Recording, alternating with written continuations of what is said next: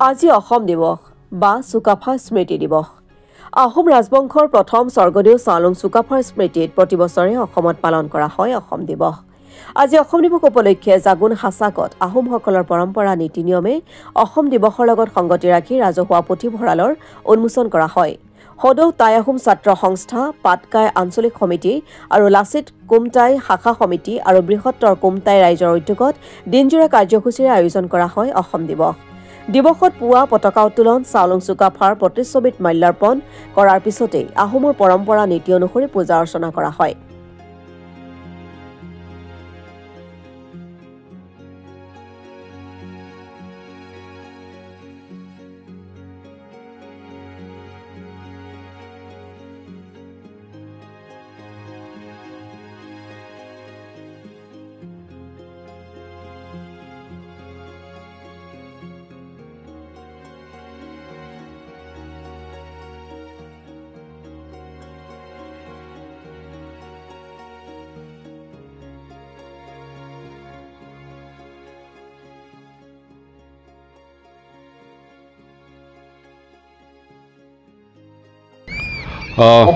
হয়, আজি মাৰ্ঘেৰিটা সমজিলাৰ ৮৩ নং বিধানসভা সমষ্টিৰ লেখাপানী থানাৰ অন্তৰ্গত কুমচাই অঞ্চলৰ এই হাছাক ৰাজহুৱা খেলপথাৰত আমি এদিনীয়া কাৰ্যসূচীৰে ৰাজহুৱা পুথিভঁৰালৰ শুভ উন্মোচন লগতে সংগতি ৰাখি চুকাফা দিৱস আমি উদযাপন কৰিছোঁ।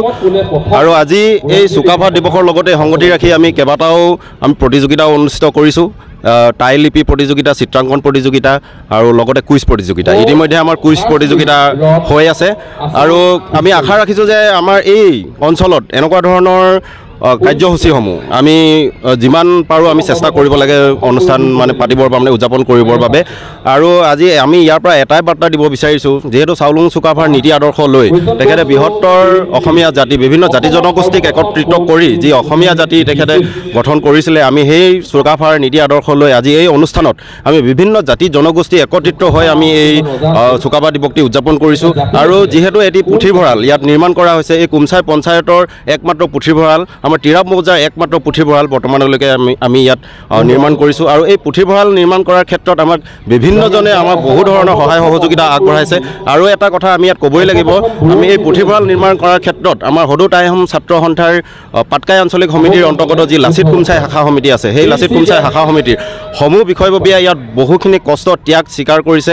তাৰ ফলত আজি আমি প্ৰায় ৪ বছৰ পিছত আমি এটা পুথিভঁৰাল নিৰ্মাণ কৰিবলৈ সক্ষম হৈছোঁ। আৰু আপোনালোকৰ জৰিয়তে আমি আৰু এটা কথাও জনাব বিচাৰিছোঁ, যিহেতু আমাৰ এই কুমচাই পঞ্চায়তৰ পৰাও আমাক এই পুথিভঁৰাল নিৰ্মাণ কৰাৰ ক্ষেত্ৰত আমাক কিছু আৰ্থিক সাহায্য তেখেতসকলেও আমাক প্ৰদান কৰিছিলে। গতিকে তেখেতসকলকো আমি আজি এই উদযাপনৰ এই শুভ ক্ষণত আমি তেখেতসকলকো ধন্যবাদ জ্ঞাপন কৰিছোঁ।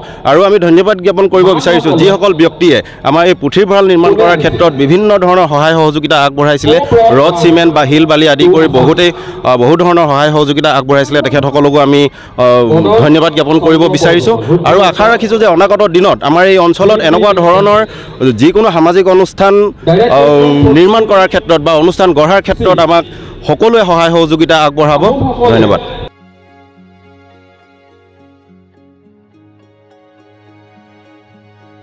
জাগুনৰ পৰা সীমান্ত চেতিয়াৰ ৰিপৰ্ট, অসম টুডে।